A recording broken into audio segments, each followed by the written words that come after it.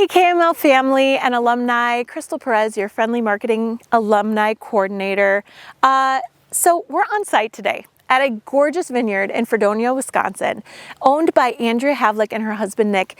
Andrea graduated from KML in '99. Maybe you remember her. Her maiden name is Moldenhauer, and Pastor Moldenhauer is her father. We are so excited to actually be on site today in her vineyard. This place is amazing. It's gorgeous, and it's kind of tucked away where you wouldn't really see it from the road, but it's like entering into a new dimension. The birds are chirping and the grapes are growing. And today we're going to talk with Andrea all about her vineyard and her journey from KML to where she is today.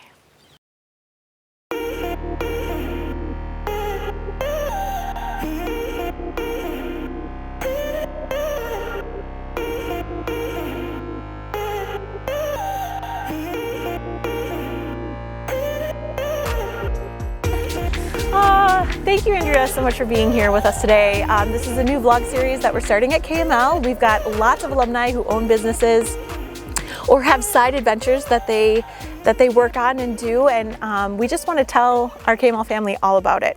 So thanks again for being here. I'm excited because we're like here at your vineyard, which is really exciting. Yeah. Everyone, this is Andrea Havlik. You might know her as Andrea Moldenhauer. I did have your dad for Word of God class. Yeah.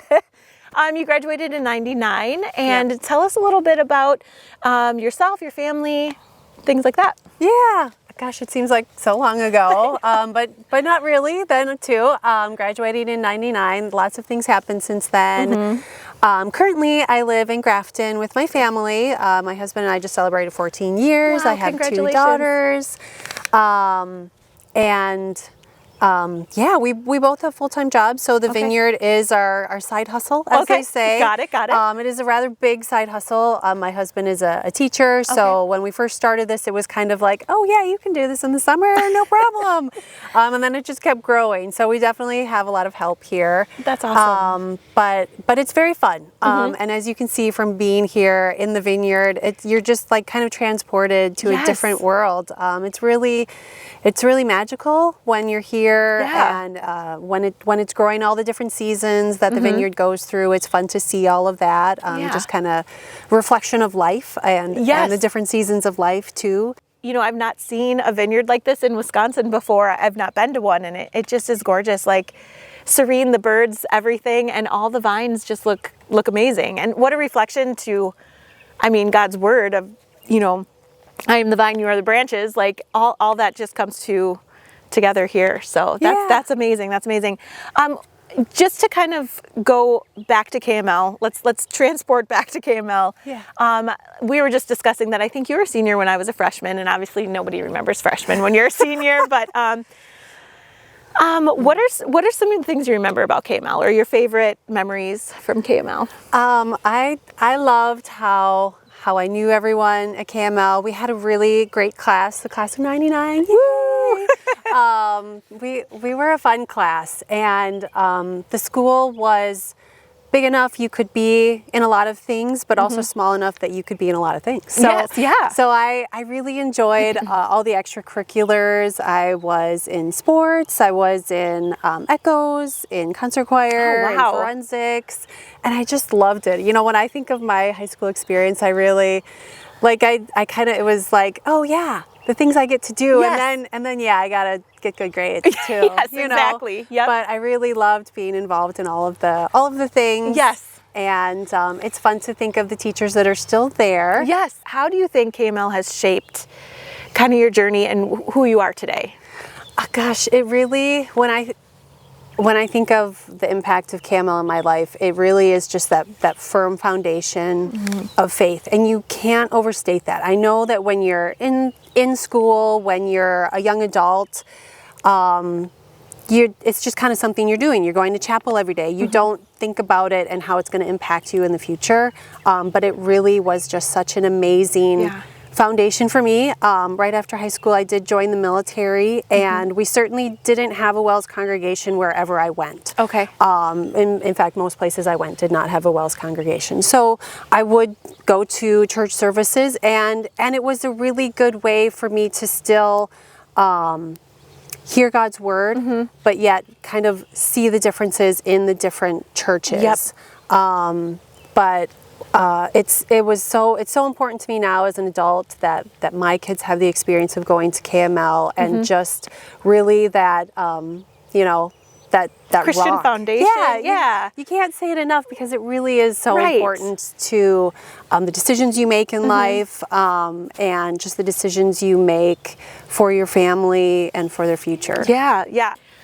All right, Andrea, obviously before all of this, there was high school and we kind of talked about that. But then after high school, you joined the military, and coming from a family with a pastor for a dad, tell me how that all kind of came about. Yeah, I had a really great military experience. I joined the Air Force right after high school. So I joined in September of 1999.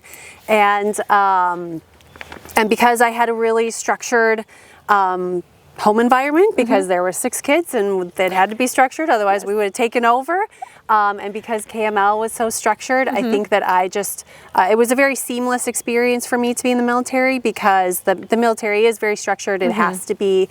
And I just really kind of thrived in the environment. I took advantage of lots of opportunities and had a really good experience. Oh, that's awesome. That is awesome. So then, obviously, you said you get to pick a job, or what was your role in the military? Because you were in the Air Force. Yep. So before you go into the military, you do pick what you're going to do. It's based on scores that you get from a test that they give you. It's called the ASVAB test, and it just measures your strengths in different areas. And from that, you qualify for different jobs. So the first job that I had in the military was actually an air traffic controller, which was a lot of fun. That's so cool. Yeah. I worked in the tower, and so our airspace was 5 miles outside, or the 5 miles of the actual airport, and we would tell pilots when to take off, when to land, different things like that. It was a lot of fun. We had fighter jets, we had cargo planes at the base, but the job really is as stressful as they say. I can imagine. Yeah. Wow. So after a couple years, I did transition to a new job. Okay. And in the military, you just kind of pick what's available at the time. So the job that I was able to get into was called a chaplain assistant. Okay. And so in the military, our chaplains are available for people to, of course, talk to about their faith, but then the chaplain support staff also organizes fun events on the base, just to help build camaraderie for people, help for social events, because a lot of airmen just live on base and they kind of want things to do. So yeah, that makes sense. Yeah, so it was fun. I should have known at that time. It's because I really enjoyed the event planning, and that's kind of what I do now with my job at Kohler. But that's awesome. Well, and thank you for your service. That's amazing. And like I said, just even hearing stories about air traffic controllers, and you've got so many planes coming in and out, that's got to be stressful. Yeah. But that's amazing. What are some of the biggest lessons or values that you learned through the military? The biggest lessons, so the core values in the Air Force are integrity first, service before self, and excellence in all you do. Wow. And that really aligns with what the Bible tells us as well. So I think that, again, it was very natural for me to have those kind of ingrained into me, and just to really you have to complete the mission. I was blessed to have amazing leaders when I was in the military that were very inspiring, and they really made everyone feel like your job is so important. Wow. No matter what you do, even if you just, if you work in finance, you are mission critical, because if people don't get paid, they can't do their job well. You're an airplane mechanic. Your job is mission critical, because we cannot have that airplane breaking down. You are a cook. Your job is mission critical, because people need to get fed. Right. So I really loved that culture, how everyone is very important, and really every business should have that, because every job really is important to make everything run the way it should. Yeah, that's very true. Very, very true. Okay, so Andrea, can you tell me again about these first rows of grapes here? Yeah, so these first rows are the first vines that we planted 12 years ago. They are called Marshall Foch, which is a French hybrid. Okay. And so these are 12 years old. Vines can actually, if you take good care of them, they can last up to 40 years. Oh, wow. And by taking care of them, it means, you know, keeping disease off of them, keeping any fungus off of them. It just rained. Yeah. Hence the turtleneck in June. Yes. But so we'll have to come out here and spray just to get all, you know, to make sure the moisture gets off of the grapes. It's very different than how they grow grapes in California. Okay. Very dry there, completely different. Sure, sure. So it's the busiest times in the vineyard is going to be spring and of course harvest. So in springtime, the vines are doing what they're supposed to do. They're just growing like crazy. Yeah. You can see here, we get all of these shoots and you actually have to go and just pick all of these off constantly. They just keep growing in spring. Okay. And you want all of the energy going to the top. Okay. And then up here. And you can see we already have the grape clusters growing in here, which is very fun. That's awesome. It looks like it's going to be, just from what you can see, really great harvest as long as everything stays the way it's supposed to. Sure. But it's very fun to just watch everything, the whole process again of the growing season. Yeah. And then who buys the grapes from you? Because obviously, for some reason, I thought maybe you guys had like a little shanty with winemaking and stuff like that. But obviously, you guys provide the grapes for others. Yes. Okay. Yeah, we are cash crop only. We do not have a winery here. Okay. Is that a future thing? You know, we debated it for a long time. We really did. But then we did kind of realize that retail was not our dream. Sure. But we like growing grapes, don't necessarily want to be making the wine. Yeah. We like to make wine, but right now we sell to a variety of different wineries throughout Wisconsin. One is Parallel 44. They're up in the Door County area. Oh, nice. So they have Parallel 44, Door 44 locations. In Sheboygan, there's a winery called Blind Horse. A fun fact, we sell to another KML alumni, Aaron Furick. Yes. Barrelhead Winery. Yes, they just sponsored the golf outing and actually took a tour of KML, and they said you're the reason that they got into the winery stuff. Yeah, so it's so fun. That's so exciting. I love the connection. Yeah. And so it's fun. It's fun. Winemaker or grape growers share a lot of information. Okay. When we're having problems with something, we will definitely share with other people how to fix it. They share with us too. Okay. But now winemaking, people don't share their secrets with that, of course. Because that's, of course, they want exclusive recipes and things of that nature. Yeah. Oh, that's amazing. Which is fine. Again, we make some of our own wine. When people come here in harvest time and they help pick grapes for us, we pay people a bottle of wine per hour. Okay. So it's fun. I'm in. We have some regulars that we see every year, so that's a really fun part of harvest time. Yeah. To see people that come back every year and then just work for their case of wine, you know, maybe with their spouse or whatnot. We've had organizational groups come out here. Oh, wow. Like last year, we had the hockey team from Concordia come, and they picked a couple of weekends, and then they just kind of, you know, we paid them, and then the money went to the hockey team, which they need to fundraise. So we've done organizations like that. But yeah, harvest lasts about a month from mid-September to mid-October.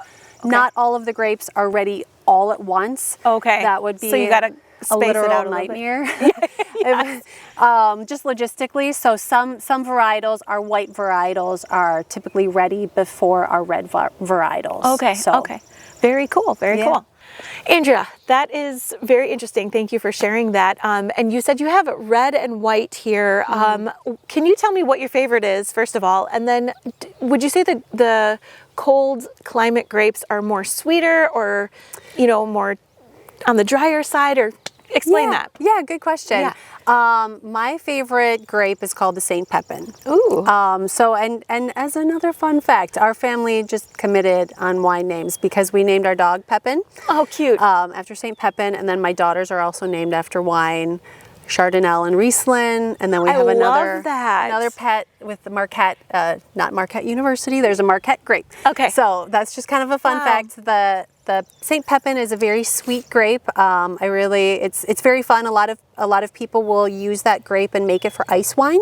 Oh, actually, okay. if you've Yeah. ever heard I've of heard ice of it. wine, it's a very sweet wine, kind of sweet like a port wine. Okay. And we don't do this, but with some vineyards in the area, what they do is they actually keep the St. Pepin grape on there until like November. Oh, wow. And then you pick the grape after a really good freeze. Yeah. And because the sugars are just very concentrated in the grape, so they literally, and we've helped friends pick their grapes in November, gloves, hats, everything on. Oh my goodness, wow. And you just really lightly press the grape and it just makes this like, I want to say syrupy, sweet wine, but it's just like it's like a port. It's like a dessert wine that you just sip. So, so now when you go and see ice wine, you know, kind of the background of that. Oh, that's so cool.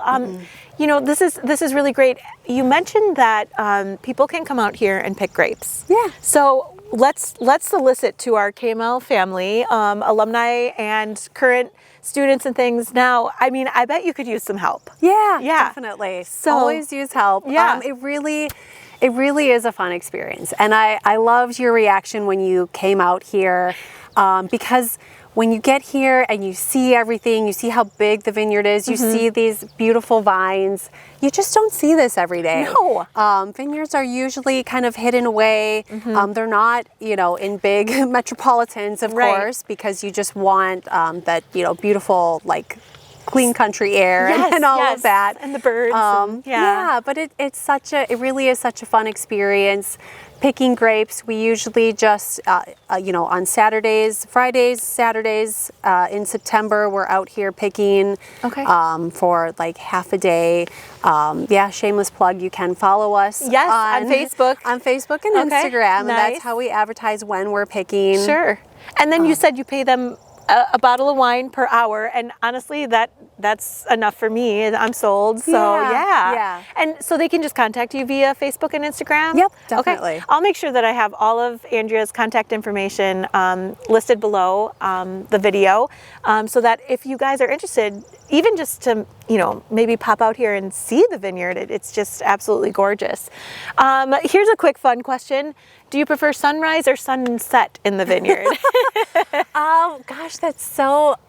Have you seen the sunrise or sunset? Yes. Okay. So again, with some of the varietals that aren't ready, so when I say with the grape being ready, we measure the sugar content. Okay. And how do you do that? If you don't mind. Yeah. Good question. It's a fun little tool where you crush grapes. You get the juice, you put it on the tool, and then it'll measure the sugar content. So then we send that information to the winemaker. Okay. And they will tell us levels that they would prefer the grape to be at. Yep.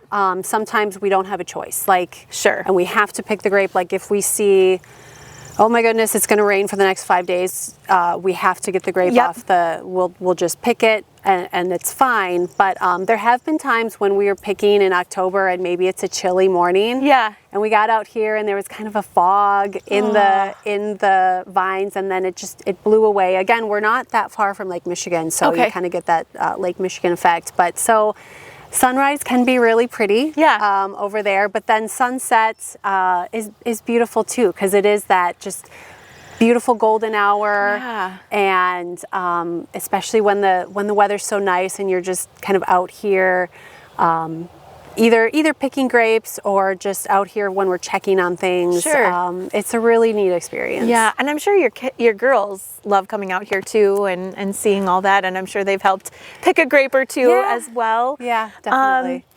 Yeah. Andrea, thank you so much for letting us be on your land and in your vineyard. It's absolutely gorgeous today. I'm glad the rain held out. Do you have some advice for current KML students? Because obviously your path was a little different than typical college and things of that nature, but God has blessed you beyond belief. And if you have anything you'd like to share, because they're listening. Well, I just think culturally too, our culture kind of implies that after high school, you're going to have just this linear path in life. You know, you're going to just pick a career and it's going to be fine. And no one has that. No one has that. And I certainly didn't. I tried this and then I tried that and then I tried this and I tried that. And and learned a lot along the way. And so, and I think, and you know, I love all my experiences. It's not something I would have ever thought was going to happen for me, but I definitely relate to, you know, in the Bible, Joseph was a big dreamer. You know? Okay, yes. And I relate to Joseph a lot because I've always felt like I had big dreams. But just like he went through struggles, you know, so does everyone. Yes. And so just don't think that that your path is going to be exactly what you think it is. And be open to trying new things and just be brave to try a really fun side hustle that might turn into a 10-acre vineyard or something really, really big and fun that you'd get to share with people because I do think there is another cultural shift right now that a lot of people are kind of doing some of their own things and I really love that entrepreneurial spirit. Awesome. Well, thank you again. Like I said, we'll have all the information for Andrea and her husband Nick's vineyard. If you guys feel like you want to come out and pick grapes late summer, early fall, mid-September, you can follow her on Facebook and Instagram to get all those notes. So thank you again. Thank you. We hope you guys will tune in next month. Yeah, thanks KML family. Yay. Well, KML family, we are just so grateful for all the alumni that we get to share their stories with you. Remember, we do have our alumni business directory on our website, kmlhs.org/alumni-biz. If you don't have your business on there, get it on there. It's free. We share your business with all of our KML family, which is over 6,000 people. And we'd love to share your story as well. We are so grateful to Andrea for sharing her story today on her journey from KML to where she is today. And we'd love to share your story as well. So if you like stories like this and you'd like to be a spotlight or alumni business highlight one of these months, just reach out to me, Crystal Perez. I'll put all my information in the description below. And we just want to share all these stories to show how God has blessed us, blessed our alumni, and their journeys from KML and beyond. Thank you so much, and we hope you tune in next month.